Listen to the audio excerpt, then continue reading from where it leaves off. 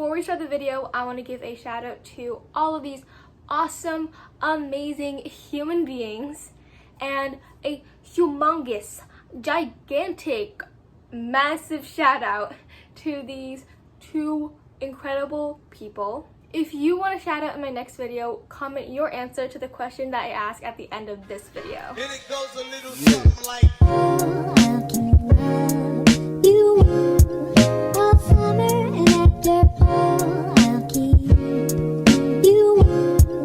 what is up, kiddos? My thumbnails actually depend on what kind of video they're for. So if I'm making one of those intro templates, green screens, editing packs, things like that, my thumbnails will be kind of like this. But if the video's like this one, like you see me talking, like I am in person, I am in the video, my thumbnails will most likely be like this. They're quite similar, but I edit them in a slightly different way. And I want to make sure that I don't get you guys confused and I explain everything. So if you want to know how to make thumbnails like these, skip to this timestamp because I'll be first explaining the thumbnail, like how I made the thumbnail for like my day of my life, that jazz. The very first thing I do for all of my thumbnails is that I'll crop the picture I want to use for the thumbnail, because if you don't crop it the YouTube thumbnail size, then it's gonna have like a weird black border to it and it's not gonna look nice. To crop the image, I actually use the photo gallery provided on the iPhone. When you select the image for your thumbnail, there will be an edit option at the top right corner, and when you press that, it'll bring you to another screen with lots of different edit options. At the bottom bar, there should be a few different icons, and one of the icons should be like a square figure with some arrows around it. When you press that, it'll bring you to another screen, and at the top right corner there should be a rectangle icon. It'll give you different crop options, and I choose the ratio 16:9 because that's the YouTube thumbnail ratio. But if I can't crop the photo from there, my other option is to use Phonto. When you first enter Phonto, there should be a camera icon at the bottom, and we select that, it'll give you different options, and one of them should be plain images. You can choose the black or white image, it doesn't really matter. But when you select one of them, it'll bring you to a different screen, and at the top there should be numbers. When you press the numbers, the first option should be custom, and you want to make the width 1280 and the height should be 720. And once you imported the plain image, there should be 3 lines at the bottom left corner. Once you selected that, press add image, and obviously you select the image that you want for your thumbnail. When you've imported your image, select it again, and it'll give you like a bar with different adjustment options. And obviously you want to select size so it fits the plain image. But if you're worried that parts of your thumbnail image will get cropped out, you can always select alpha, and that will allow you to change the opacity so you can see the plain image behind it. When you're done sizing it, make sure you adjust the alpha so it's back to its normal opacity. The next thing I do is add the effects, or like the little stickers, and I use Picsart for that.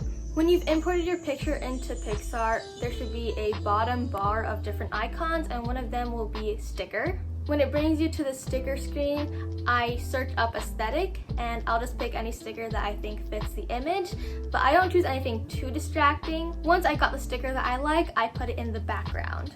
To do that, I'll first change the opacity of the sticker so I can see where I want to erase. And then I'll choose the eraser icon at the top, and I'll erase parts of the sticker that are on top of anything in the foreground. When I'm done erasing parts of the sticker, I'll sometimes add a blend to it. And what I mean by that is when you select the sticker, there will be a blend option at the bottom bar, and it'll give you different ways for it to kind of like merge with the picture, I guess you could say. Sometimes it looks cool, but sometimes I'll just leave it as it is. Another way I add my effects is with the brush option provided in Picsart. My favorite ones to use are the gold glitter brush, the star brush, and the fairy light brush.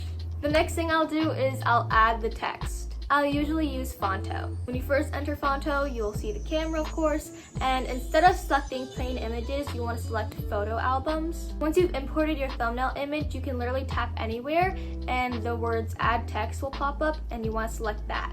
Now you can type whatever you want, and to change the font, you can just select the word font. I've gotten a lot of questions about what fonts I use, and in my description there will be an FAQ section, and I've listed my most commonly used fonts there.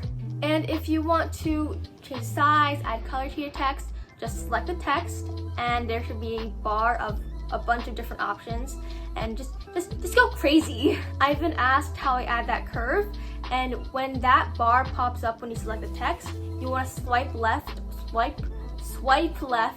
on the bar, not just anywhere, on the bar, and you'll be given the option to add curve and add the curve. Sometimes I'll hide little bits of the text behind things in the foreground, and I don't think you can do that on Phonto, at least not for free. What I'll do is I'll still use the Phonto app, but when I select the camera, instead of selecting my thumbnail image, I'll use a completely PNG means transparent, image. I usually get my PNG images from Picsart. When you first enter Picsart, there will be a plus sign at the bottom and it'll bring you to a screen with different picture options. On the first row on the very right, there will be all photos in small blue text. And then you want to select the background option. It'll bring you to a screen with lots of different backgrounds, very fun, different backgrounds that you can use. But there will be some circles at the very top, and the first circle on the left should be like a rainbow circle, and then next to that will be a circle with small gray and white checkers. That's the PNG image. You want to tap on that circle and import it into the Picsart app. Don't do anything, just save it to your photo album. Now back to Phonto. Once you've imported your PNG image, tap anywhere, add the text, change the font, add some adjustments, do whatever you want. Since the image is PNG on Phonto, you can't tell where the photo gets cut off. My advice is to make the text smaller than you want it to be in the thumbnail, just so you don't risk cropping some of the words out. Now we're gonna go back to Picsart and we're gonna import our thumbnail image. If you swipe left on the bottom bar, there should be the option to add photo. You wanna select the PNG image that you made on Phonto with the text, size the image, put it in the position you want, and at the very top there should be an eraser, and that's where you can erase the parts of the text. To finish off the thumbnail, I will add the filter. I use Colourtone and the filter Palm Beach, but I'll add minor adjustments, nothing specific, just so we can match the other thumbnails. I'll also add this kind of vintagey dust effect, and to do that on Colourtone, there should be a wand option at the bottom bar, and we select that, it'll give you an array of different dust effects. But if the dust is too strong but you still want to use it, you can tap it again and it'll allow you to change the opacity.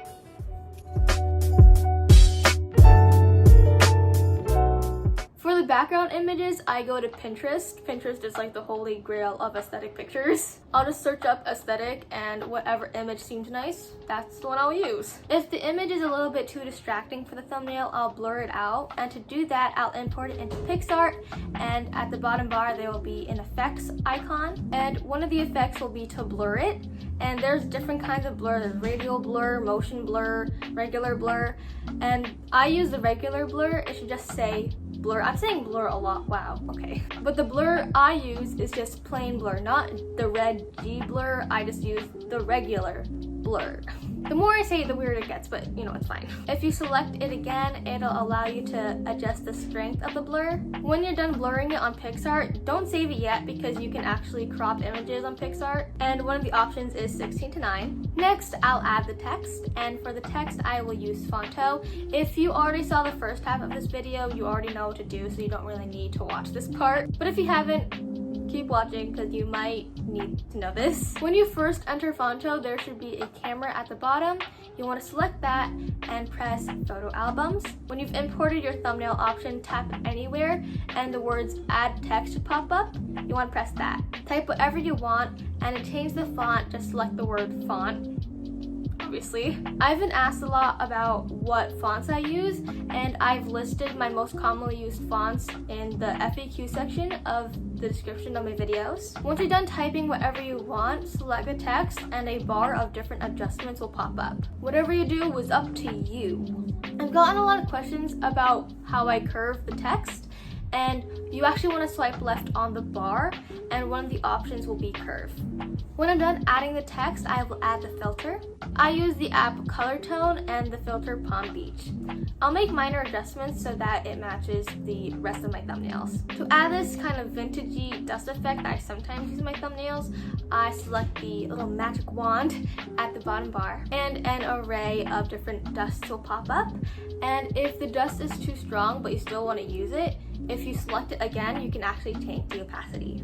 This video was extremely requested, so I hope this answers a bunch of your questions, but if you still have some, don't be afraid to comment below or contact me on my social medias, which, by the way, you should follow them if you want to keep up with me. But thank you guys so much for watching. If you want a shout out in my next video, answer this question I have on the screen.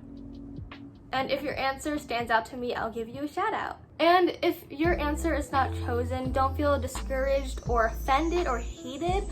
It's nothing personal. It's just I usually pick the answers that kind of entertain me the most or like stand out to me. Don't forget to like and subscribe, and see you in the next one. Bye!